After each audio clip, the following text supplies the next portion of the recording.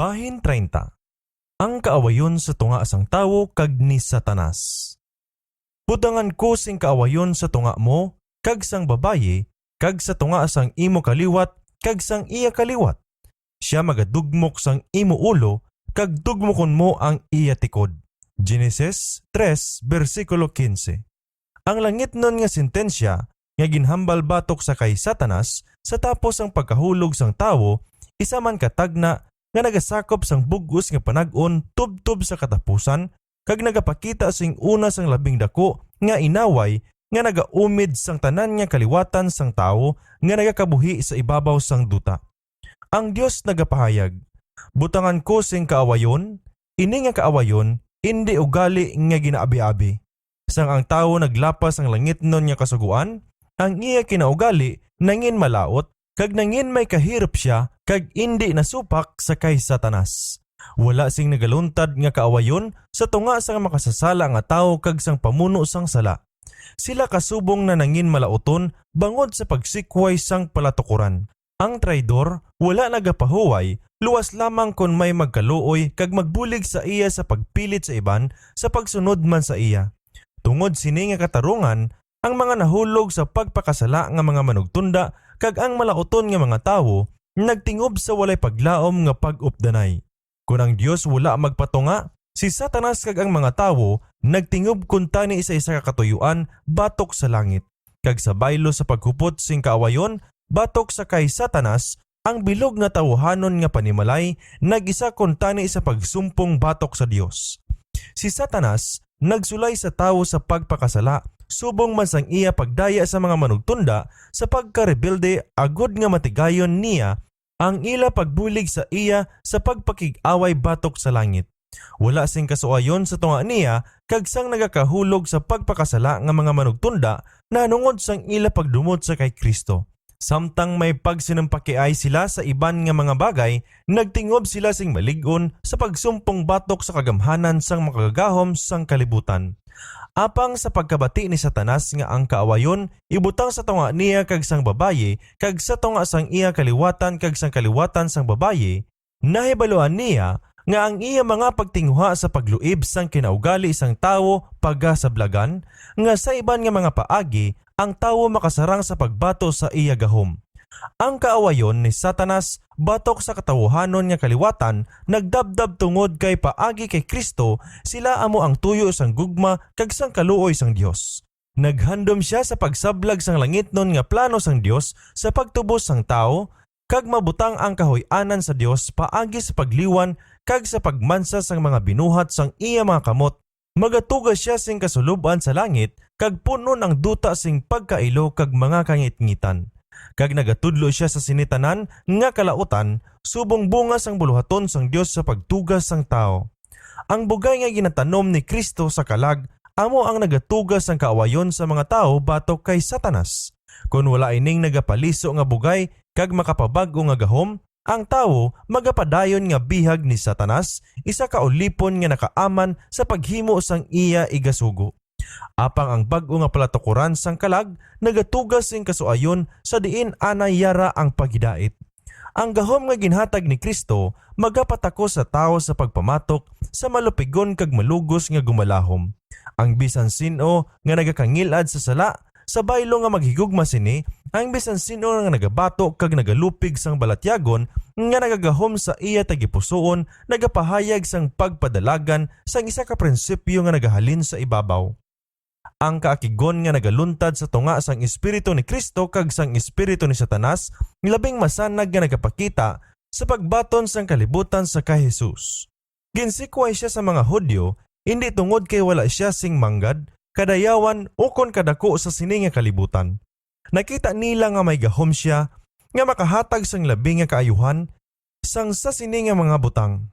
Apang ang kaputli kag kabalaan ni Kristo nagtuga batok sa iya sang mga kaakig sang mga di-Diyos nun. Ang iya kabuhi nga madumilion sa kaugalingon kag walay dagta nga pagpanugyan, isa ka padayon nga pagsabdong sa mga bugalon, mapinatuyangon nga mga tao. Amo ini ang nagtugas sing kaawayon batok sa anak sang Dios. Si Satanas kag ang mga malaot nga mga manugtunda nagtingob sa mga malaoton nga mga tao. Ang tanan nga mga kusog sang mga nagbulag sa palatukuran nagtilingob batok sa manugdampig sang kamatuoran. Ang amuman nga mga kaakig ginpakita sa mga sumulunod ni Kristo nga ginpakita man sa ila agalon. Ang bisan sino nga makakita sang pagkamakangililad nga kinaugali isang sala kag sa kusog nga nagahalin sa ibabaw iya batuan ang panulay sa pagkamatuod magapatubo sang kaakig ni Satanas kag sang iya mga masumulunod. Ang dumot sa putli nga palatukuran sang kamatuoran kag ang pagpakahuya kag paghingabot sa iya mga manugbayaw magapadayon sang nagapadayon man ang sala kag ang makasasala. Ang mga sumulunod ni Kristo kag ang sulugoon ni Satanas indi maghidaitay. Ang pagpanghalit sang cross wala pa maguntat. Ang tanan nga buot magkabuhi sing Dios nun kay Kristo Jesus magaantos sing paghingabot. Kaduhang Timoteo 3 versikulo 12. Ang mga sinakpan ni Satanas padayon nga nagapangabudlay sa idalom sang iya pagdumala sa pagtukod sang iya pagbulutan kag sa pagpabakod sang iya ginharian nga batok sa panguluhan sang Dios. Sa sini nga katuyuan, nagahandom sila sa pagdaya sa mga sumulunod ni Kristo kag buyokon sila halin sa ila ginadampigan. Kaangay sang ila pangulo, nagsala sila sa paghangop kag ginpatiko ang kasulatan sa paglabot sang ila tinutuyo. Subo nga si Satanas, nagtingwa sa pagsabwag sang kasalawayon sa Dios, amuman ang iya mga sumulunod, nagpakahuya man sang katawuhan sang Dios. Ang espiritu nga nagpapatay sa kay Kristo, nagpahulag sa mga malauton sa paglaglag sang iya mga sumulunod. Tanan ini, nalandungan nangadaan sang nahauna nga tagna. Butangan ko sang kaawayon sa tunga nimo kag sang babayi, kag sa tunga sang imo mga kaliwat kag sang iya mga kaliwat. Kag ini magapadayon tubtob sa katapusan sang mga panag-on. Gintawag ni Satanas ang tanan niya nga mga sinakpan, kag gamit niya ang bugos niya nga gahom sa sining inaway. Nga indi tama kabaskog ang pagbato nga iya nasugata. Nga ang mga soldado ni Kristo labigid katuyo kag kauyaya. Bangod kay jutay gid lang ang ila matuod nga pagpakig-angot sa kay Kristo.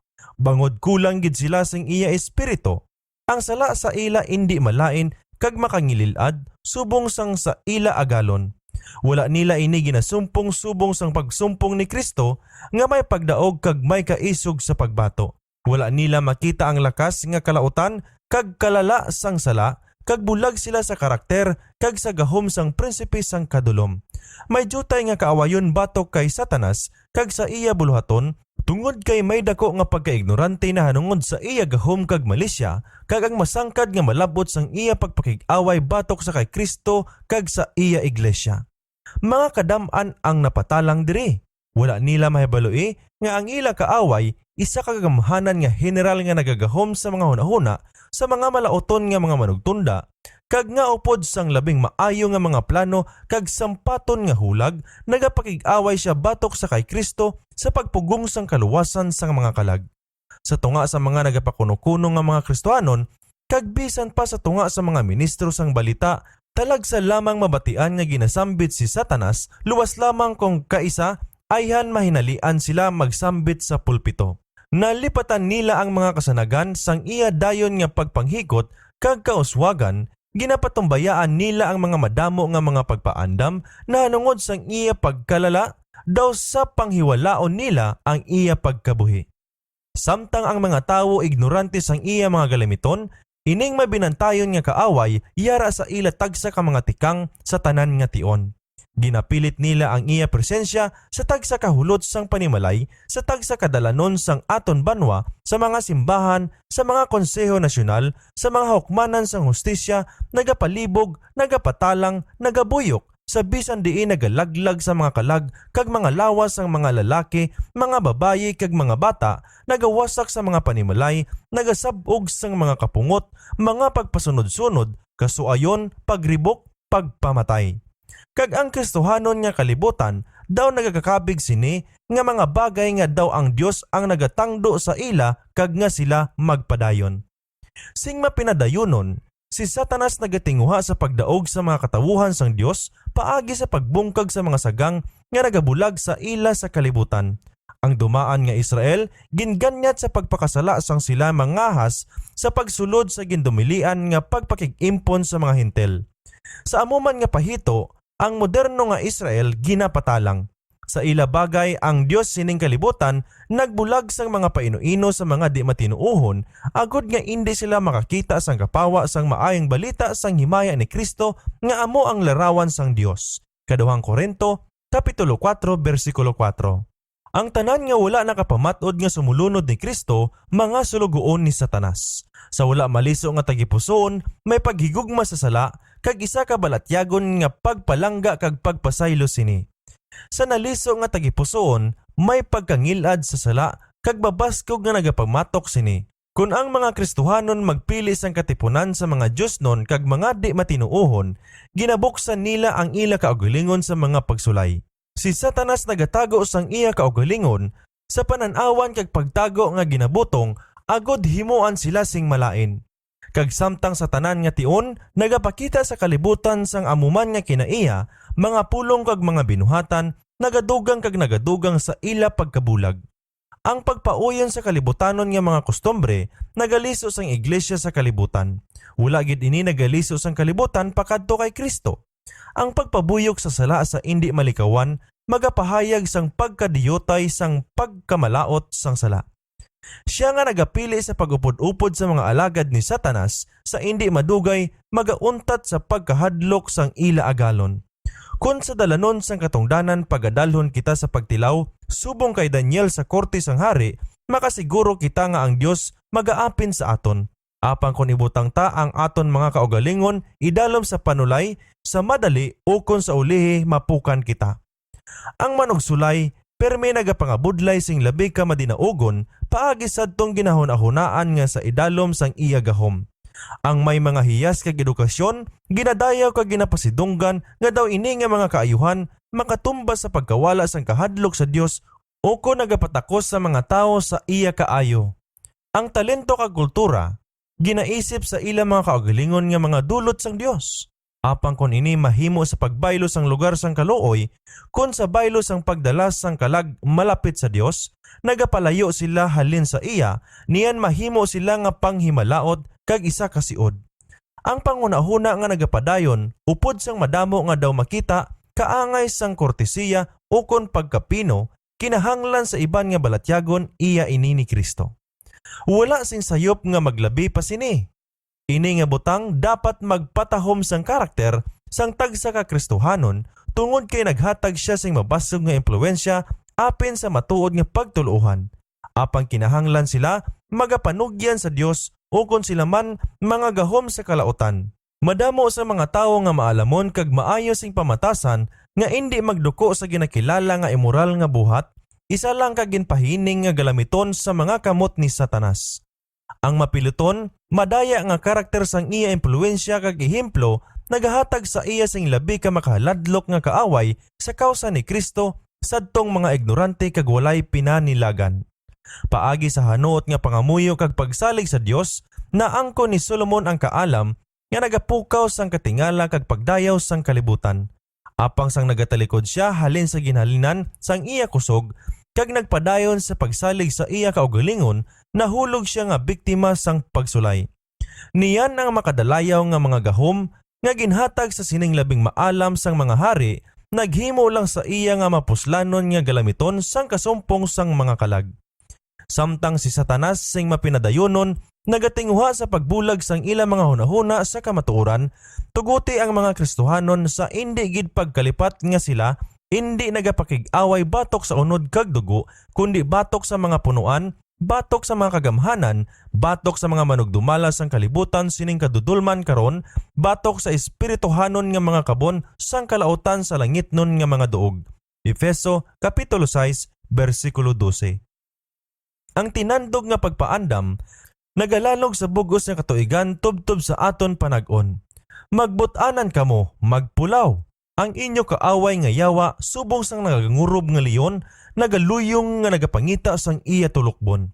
Naon ang Pedro Kapitulo 5 versikulo 8. Isuklob ninyo ang bugos nga hinganib sang Dios, agod nga sarang kamo makabatok sa mga daya sang yawa. Efeso Kapitulo 6 versikulo 11. Halin sa mga kaadlawan ni Adan, tubtob sa aton panag-on, ang aton dakong kaaway nagagamit sang iya gahom sa pagpamigos kag pagpanglaglag. Nagapangaman na siya subong sa katapusan niya nga pagpakigsumpong sa iglesia. Ang tanan nga nagatinguha sa pagsunod sa kay Jesus, pagadalhon sa pagpakig-away batok sa sining walay kaluoy nga kaaway. Sang nagalabi kahapiit ang pagsunod sang isa ka Kristohanon sa Dios nun nga huwaran, sing labi kapatod nga himuon niya ang kaugalingon nga isa ka iliguon sang pagsalakay ni Satanas.